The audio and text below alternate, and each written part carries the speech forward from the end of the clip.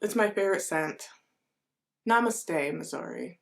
My name is December, and I am a member of the New Left. And recently I went through a really bad breakup. And after that, I decided I should really work on myself. I did a lot of self-care and some drinking. And I've come to the realization that I don't want to do any more history is crazy videos. I've changed. And I want you to change with me. And I mean it when I say I'm working on myself. I have the Bob Ross positive energy drink, which is what's this taste like?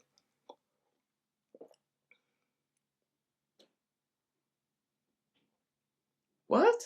So I hope that you'll join me on my journey. Welcome to History is Serenity. Sorry, 1 second.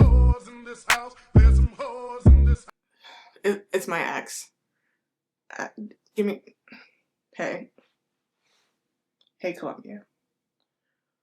No, I'm busy at the moment. Do you need something?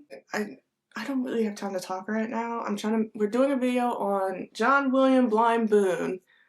Thanks for ruining the surprise. No, I'm not gonna talk about him. Why would I do that? I'm just not with you.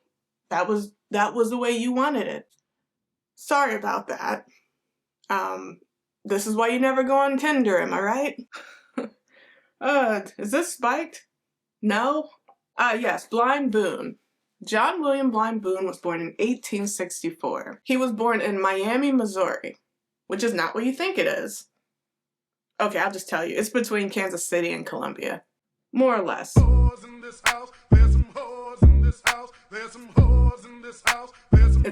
It's Columbia again. Give me a second.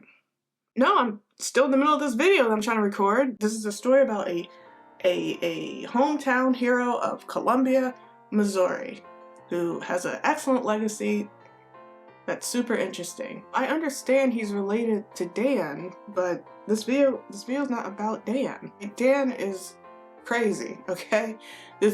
We're moving away from that behavior. I gotta go. I love you. Bye. And this is why you should also stay away from Hinge. History of Serenity, History of Serenity. But can we put vodka in this? So John was born in an army camp to a woman named Rachel.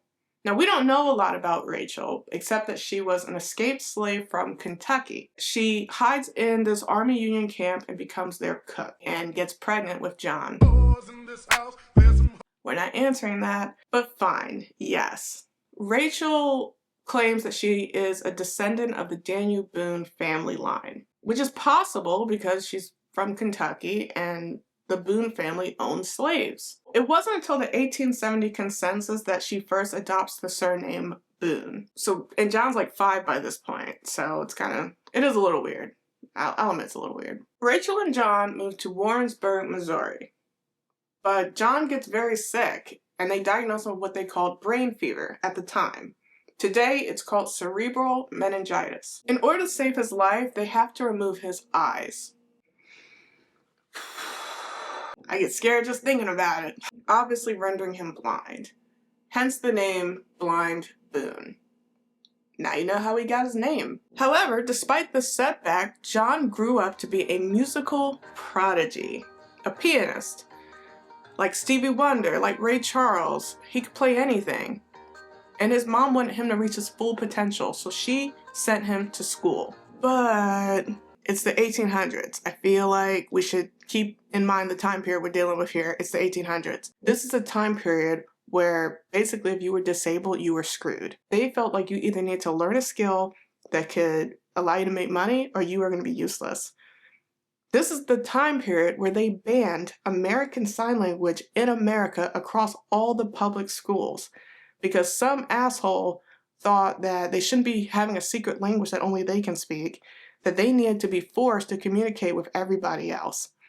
So he pushed and succeeded in getting a ban on deaf people. Now, obviously John's not deaf in this story. His mom sends him to the Missouri School for the Blind, where they teach him how to make brooms. Okay, sorry, let me just... Yes? Well, because it's an inspirational story. One that probably deserves to have its name on a library. No, we're still not talking about Dan. I'm glad we live in a different... Do we live in a different time? Yeah, I think we still live in a different time. John Blind Boone defied his fate. He decided to come to Columbia and show off his musical talents, and it was here that he stayed and went to college. And as his fame grew, he went from having to travel with his piano for shows to piano companies supplying the pianos for his shows. This allowed him to then travel around the world. What a beautiful story with a happy ending. Thanks for... What? Columbia. You know what? You want me to talk about Daniel Boone? I'll talk about Daniel Boone. You want history to be crazy? I'll make it crazy. You think I won't? Hey everybody, change of plans. I'm gonna make history crazy because apparently, Columbia doesn't think I still got it.